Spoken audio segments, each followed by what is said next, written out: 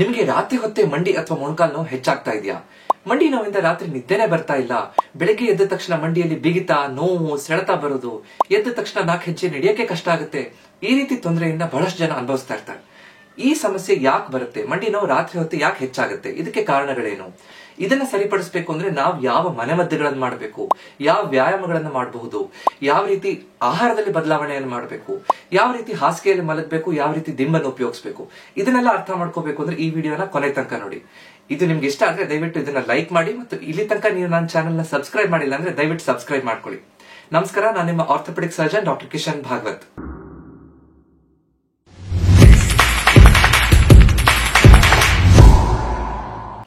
ರಾತ್ರಿ ಹೊತ್ತೆ ಈ ಮೊಣಕಾಲು ನೋವು ಹೆಚ್ಚಾಗ್ಲಿಕ್ಕೆ ಕಾರಣಗಳೇನು ಅಂತ ನೋಡ್ತಾ ಹೋಗೋಣ.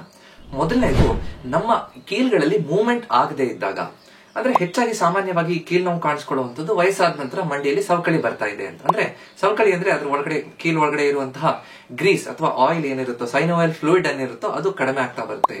ಅಲ್ಲಿ ಒಳಗಡೆ ಇರುವಂತಹ ಮೃದು ಎಲುಬು, ಕಾರ್ಟಿಲೇಜ್ ಒಂದಕ್ಕೊಂದು ತಾಗ್ತಾ ಬರುತ್ತೆ.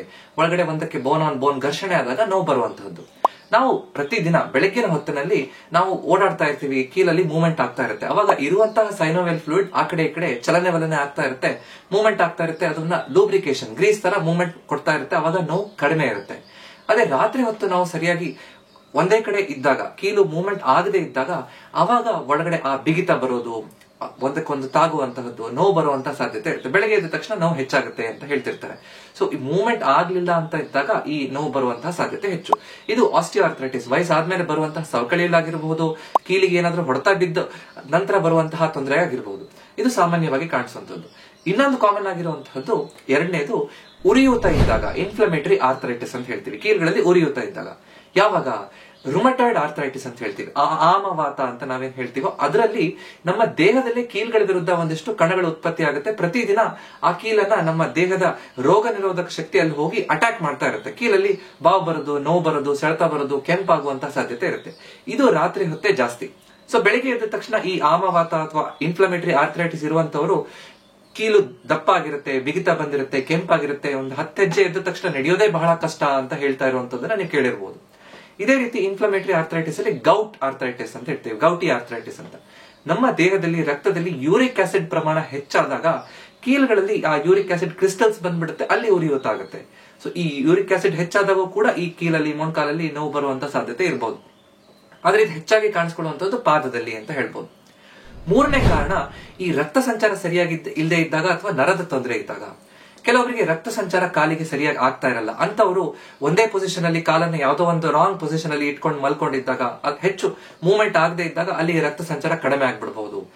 ನರದ ತೊಂದರೆ ಇದ್ದಾಗ, ಹೆಚ್ಚಾಗಿ ಈ ಸಕ್ಕರೆ ಕಾಯಿಲೆ, ಡಯಾಬಿಟಿಸ್ ಇರುವಂತವ್ರಿಗೆ ಕಾಲಲ್ಲಿ ಜೋಮ್ ಬರೋದು, ಸೆಳೆತ ಬರುವಂತಹ ತೊಂದರೆ ಹೆಚ್ಚಿರುತ್ತೆ. ಅಂತವರು ಕೂಡ ಒಂದೇ ಪೊಸಿಷನ್ ಅಲ್ಲಿ ಇಟ್ಕೊಂಡಿದ್ದಾಗ ಕಾಲಲ್ಲಿ ಸೆಳೆತ ಬರೋದು, ಕಾಲಲ್ಲಿ ಒಂಥರ ಕಚ್ ಎಳೆದ ಆ ಭಾವನೆ ಬರೋದು, ಎಚ್ಚರ ಆಗ್ಬಿಡುತ್ತೆ.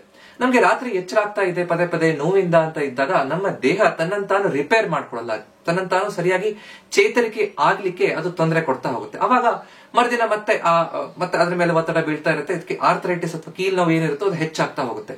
ಸೊ ಸರಿಯಾಗಿ ನೋವಿಲ್ಲದೆ ನಾವು ರಾತ್ರಿ ನಿದ್ದೆ ಮಾಡುವಂತಹದ್ದು ನಮ್ಮ ಕೀಲ್ ನೋವಿಗೆ ಕೊಡ್ತಾ ಇರುವಂತಹ ದೊಡ್ಡ ಔಷಧ ಅಂತ ನಾವು ಹೇಳ್ಬೋದು.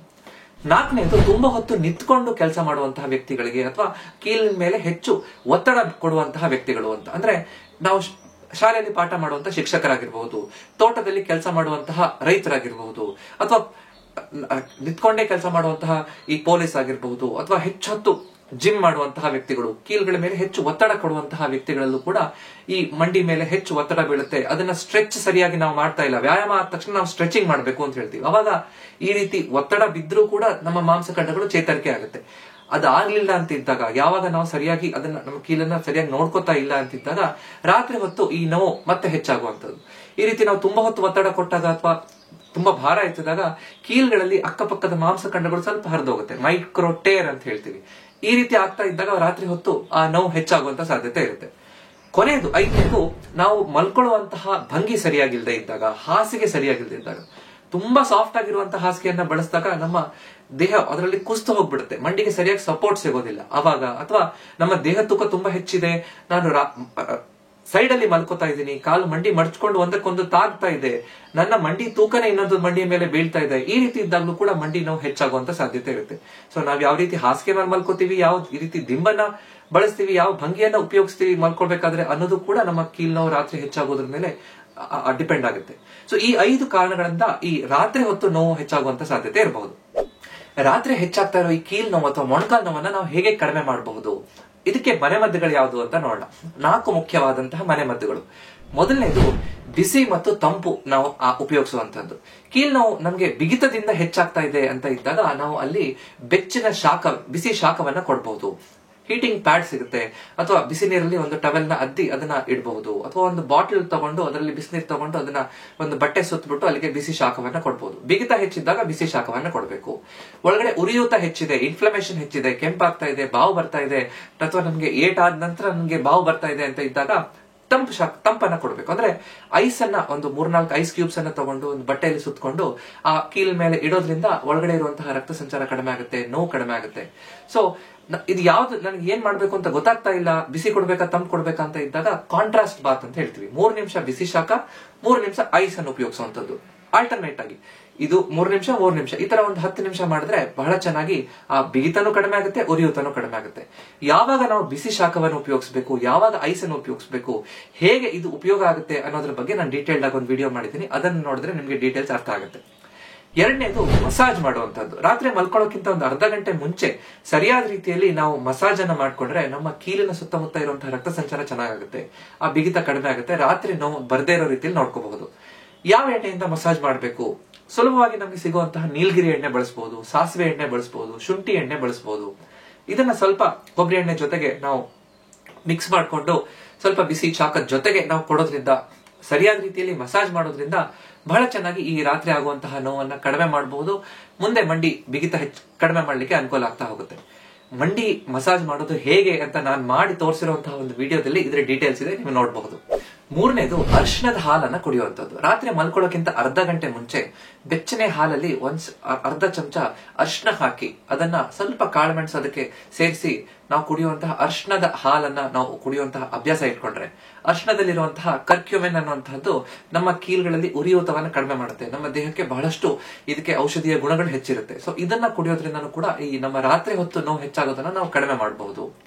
4ನೇದು ಮತ್ತು ಕೊನೆಯದು ಎಪ್ಸಮ್ ಸಾಲ್ಟ್ ಬಾತ್ ಅಂತ. ಅಂದ್ರೆ ಎಪ್ಸಮ್ ಸಾಲ್ಟ್ ಅಂತ ಸಿಗುತ್ತೆ, ಅದರಲ್ಲಿ ಮ್ಯಾಗ್ನೀಷಿಯಂ ಇರುತ್ತೆ. ಮ್ಯಾಗ್ನೀಷಿಯಂ ನಮ್ಮ ಕೀಲ್ಗಳ ಅಕ್ಕಪಕ್ಕದಲ್ಲಿರುವಂತಹ ಮಾಂಸಖಂಡಗಳನ್ನ ಆರಾಮ್ ಮಾಡ್ತಾ ಹೋಗುತ್ತೆ. ಸ್ವಲ್ಪ ಬಿಸಿನೀರು ತಗೊಂಡು ಅರ್ಧ ಕಪ್ ಎಪ್ಸಮ್ ಸಾಲ್ಟ್ ಅನ್ನ ಹಾಕಿ ಅದರಲ್ಲಿ ನಮ್ಮ ಕೀಲನ್ನ ಮಂಡಿಯನ್ನ ಅದ್ದಿಡುವಂತಹದ್ದು, ಅಥವಾ ಒಂದು ಬಟ್ಟೆಯಲ್ಲಿ ಎಪ್ಸಮ್ ಸಾಲ್ಟ್ ಅಲ್ಲಿ ಅದ್ದಿರುವಂತಹದ್ದನ್ನ ನಮ್ಮ ಕೀಲ್ ಮೇಲೆ ಇಡುವಂತಹದ್ದು, ಇದರಿಂದ ಉಪಯೋಗ ಆಗುತ್ತೆ. ಎಪ್ಸಮ್ ಸಾಲ್ಟ್ ಸಿಗ್ತಾ ಇಲ್ಲ ಅಂತಂದ್ರೆ ನಾವು ಕಲ್ಲು ಉಪ್ಪನ್ನ ತಗೊಂಡು ಕೂಡ ಮಾಡಬಹುದು. ಸೊ ಈ ರೀತಿ ನಾವು ಸರಿಯಾದ ರೀತಿಯಲ್ಲಿ ಬಿಸಿ ತಂಪನ್ನ ಉಪಯೋಗಿಸೋದ್ರಿಂದ, ಸರಿಯಾದ ರೀತಿಯಲ್ಲಿ ಮಸಾಜ್ ಮಾಡೋದ್ರಿಂದ, ಅರಿಶಿಣದ ಹಾಲನ್ನ ಕುಡಿಯೋದ್ರಿಂದ, ಜೊತೆಗೆ ಎಪ್ಸಮ್ ಸಾಲ್ಟ್ ಬಾತ್ ಅನ್ನು ಉಪಯೋಗಿಸೋದ್ರಿಂದ ಈ 4 ಮನೆಮದ್ದುಗಳಿಂದ ಈ ನಮ್ಮ ಕೀಲ್ ನೋವನ್ನ ಹೆಚ್ಚಾಗದೇ ಇರೋ ರೀತಿಯಲ್ಲಿ ನೋಡ್ಕೋಬಹುದು. ಈ ಮನೆಮದ್ದುಗಳ ಜೊತೆಗೆ ಕೆಲವೊಂದು ವ್ಯಾಯಾಮಗಳನ್ನ ನಾವು ಪ್ರತಿನಿತ್ಯ ಮಾಡಬೇಕು. ರಾತ್ರಿ ಮಲ್ಕೊಳ್ಳೋಕ್ಕಿಂತ ಮುಂಚೆ ಸುಲಭವಾಗಿ ಒಂದು 3-4 ನಿಮಿಷದಲ್ಲಿ ಹೇಗೆ ವ್ಯಾಯಾಮ ಮಾಡೋದ್ರಿಂದ ನಮ್ಮ ಈ ಕೀಲ್ ನೋವನ್ನ ಕಡಿಮೆ ಮಾಡ್ಕೋಬಹುದು ಅಂತ ನೋಡೋಣ. 4 ಸುಲಭ ವ್ಯಾಯಾಮಗಳು. 1 ನಿಂತ್ಕೊಂಡ್ ಮಾಡೋದು, 2ನೇದು ಕುತ್ಕೊಂಡ್ ಮಾಡೋದು, ಇನ್ನು 3ನೇ ಮತ್ತೆ 4ನೇದು ಮಲ್ಕೊಂಡ್ ಮಾಡುವಂತಹದ್ದು.